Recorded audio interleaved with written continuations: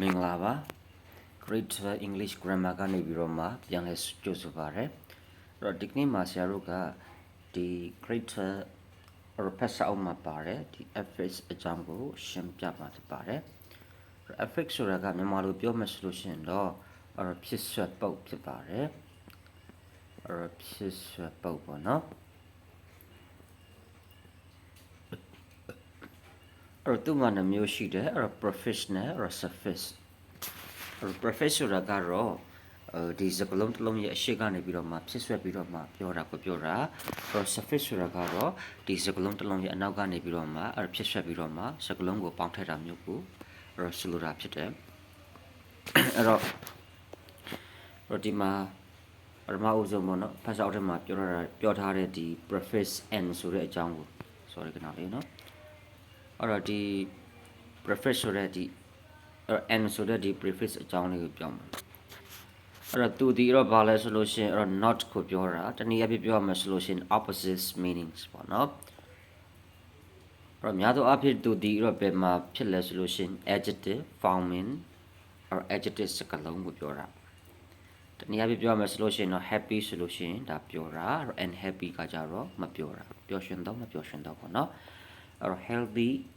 ပြောတယ် unhealthy မပြောဘူး clear ရှင်းတယ် unclear မရှင်းဘူး saturated ပြည့်ဝတော့ unsaturated မပြည့်ဝတော့ lucky ကံကောင်းတော့ unlucky ကံမကောင်းတော့ဆိုပြီးတော့မှဒီ adjective စကားလုံးတစ်လုံးကိုဆရာတို့ကဒီ n ဆိုတဲ့ဒီ prefix ပေါင်းလိုက်တဲ့အခါမှာသူရဲ့အဓိပ္ပာယ်ဒီဘာဖြစ်လဲဆိုလို့ရှိရင်အဲ့တော့ opposite meanings ပေါ့နော်အဲ့တော့ ဆန့်ကျင်ဘက်အဓိပ္ပာယ်ဖြစ်သွားတယ်ဒါမှမဟုတ်လို့ရှိရင်အငင်းဖြစ်သွားတယ်ဆိုတာကိုအဲ့တော့ဆရာတို့တွေ့ရတယ်ပေါ့နော်အဲ့တော့ဒါကဘာလဲဆိုလို့ရှိရင်ဒါ adjective forming ပေါ့နော်ဒါ adjective စကားလုံးတွေကိုပြောတာပါဖတ်စာအုပ်ထဲမှာတော့သူကဒါ adjective forming တစ်ခုတည်းပဲပြောထားတယ်အမှန်တကယ်ဆရာတို့လေ့လာကြည့်လိုက်တဲ့အခါမှာသူဒီအဲ့တော့ noun forming လည်းရှိတယ် verb forming လည်းရှိတယ်